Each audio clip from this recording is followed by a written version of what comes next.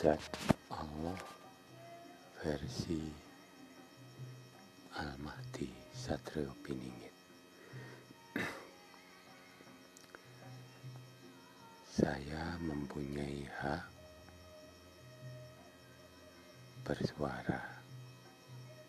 Saya mempunyai hak berpendapat. Itulah hak yang dimiliki oleh setiap manusia dari Allah, Tuhannya.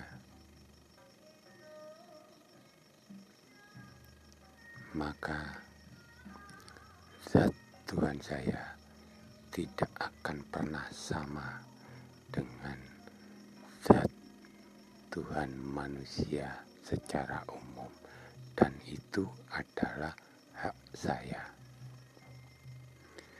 Ada dua pertanyaan yang akan saya ajukan. Apakah zat Allah itu, atau siapakah Allah itu? Kalau apakah berarti sesuatu. Kalau siapakah berarti manusia. Maka saya ambil pertanyaan yang pertama. Apakah zat Allah itu? Allah tidak sesuatu pun yang menyamainya.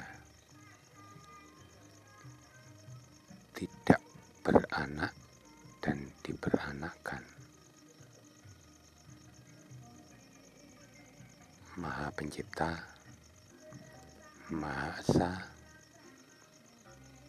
Maha Pengendali, Maha Besar, Maha Tahu, dan lain-lain.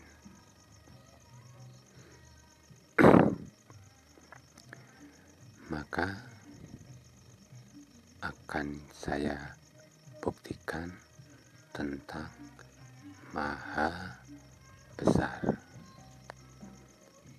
Saya pernah membayangkan Allah itu sebesar apa. Oke, sementara saya potong dulu. Saya akan berbicara tentang zat Allah dulu, bentuk Allah dulu. Allah versi saya adalah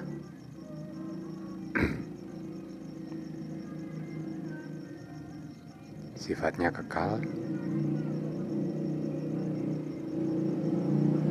nyata,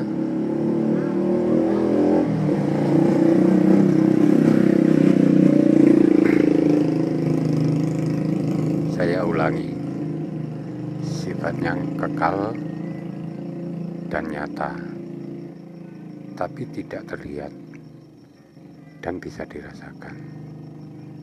Bentuk Allah yang sebenarnya adalah energi. Energi tidak dapat diciptakan dan energi tidak dapat dimusnahkan, dan energi ada di alam semesta ini. Alam semesta ini ada di dalam energi. Artinya alam semesta ini ada di dalam tubuh Allah.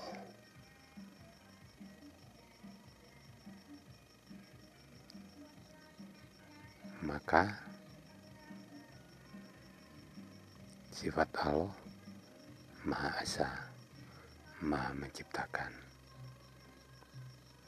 Ada ayat yang mengatakan bahwa kami ciptakan langit dan bumi, kami ciptakan alam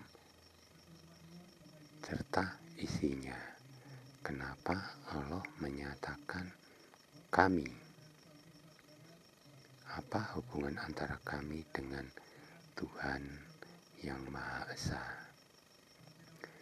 Kalau Soekarno pada saat memproklamasikan bangsa ini, dia menyatakan kami bangsa Indonesia. Artinya kami di sini seluruh bangsa Indonesia, mewakili berjuta-juta rakyat Indonesia. Jadi Allah menyatakan kami ciptakan langit dan bumi. Artinya bukan satu, tapi lebih dari satu. Tuhan yang Maha Esa. Esa artinya bukan tunggal, tapi banyak. Maha Esa artinya tidak terbilang. Maka unsur energi itu tidak terbilang banyaknya. Jenis energi tidak terbilang banyaknya. Ada energi panas, ada energi cahaya, ada energi gerak, ada energi suara, dan energi-energi yang lain tidak terbilang. Dari semua energi itu mengumpul jadi satu, dia menamakan dirinya Allah. Itu penjabaran dari Tuhan yang Maha Esa, Maha Pengendali. Dia yang mengendalikan alam raya ini sesuai dengan aturannya, yang mengendalikan bumi, matahari, bulan, Saturnus, Uranus, bintang-bintang yang ada di langit sana, di antariksa, semua yang mengendalikan Allah. Itu yang dikatakan Maha Pengendali, Maha Tahu. Tidak sehelai daun pun yang jatuh di bumi tanpa sepengetahuanku. Allah mengetahui apapun yang terjadi di alam raya ini. Isi hati manusia, dia juga tahu apa yang akan dilakukan ke depan beberapa tahun lagi. Dia juga tahu. Itulah yang dikatakan Maha Tahu, Maha Besar.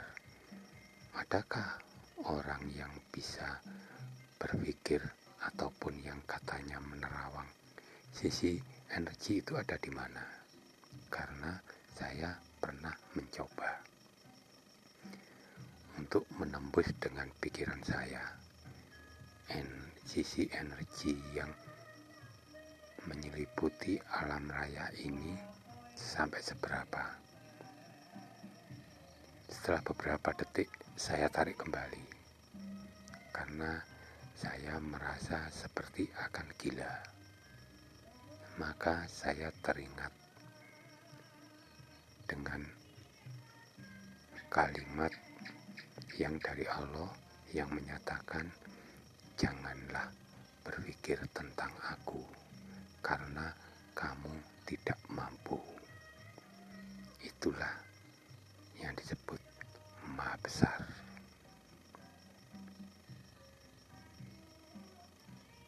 Maka Allah saya yang bentuknya energi ada dimanapun juga. Kalau tidak ada energi gravitasi bumi, maka tidak ada kehidupan di bumi ini. Manusia tidak bisa menempel pada bumi. Tumbuh-tumbuhan, hewan, dan lain sebagainya tidak bisa menempel pada bumi.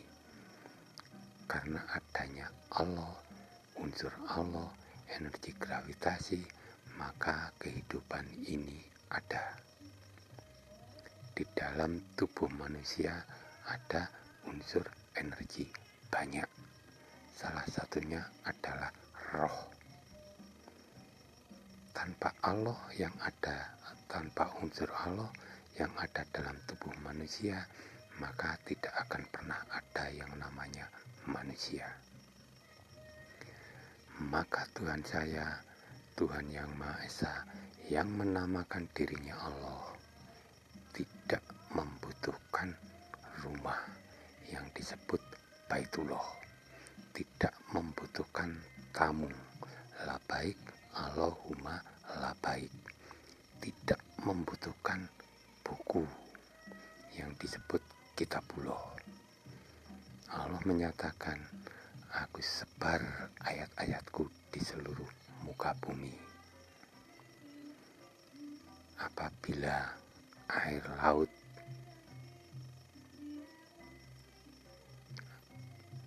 dipakai untuk menulis ayat-ayatku, maka air laut akan kering.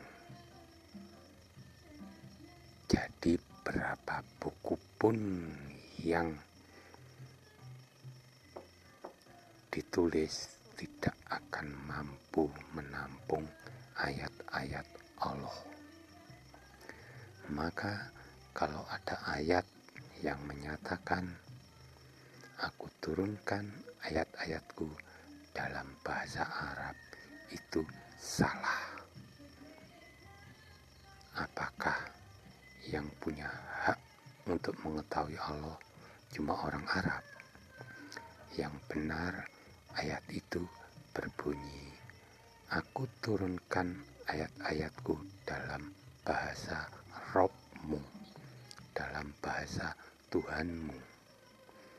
Kalau orang Jawa, Allah memberi petunjuk dengan bahasa Jawa. Kalau orang Cina, Allah memberi petunjuk dalam bahasa Cina. Kalau orang Madura, Allah memberi petunjuk dalam bahasa Madura.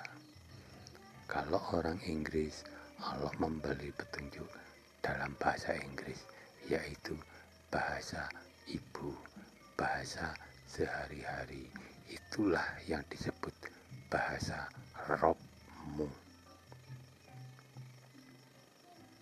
Saya mempunyai hak untuk berpendapat dan berbicara. Allah saya sebuah energi. Unsurnya banyak, Maha Esa. Maka kalau ada presiden yang mengatakan, aku Pancasila, sila pertama saja tidak bisa menerjemahkan, berarti presiden pecundang. Nanti akan ada hisab bagi mereka-mereka pengkhianat negara. Begitu ya, Dajjal. Sampai jumpa.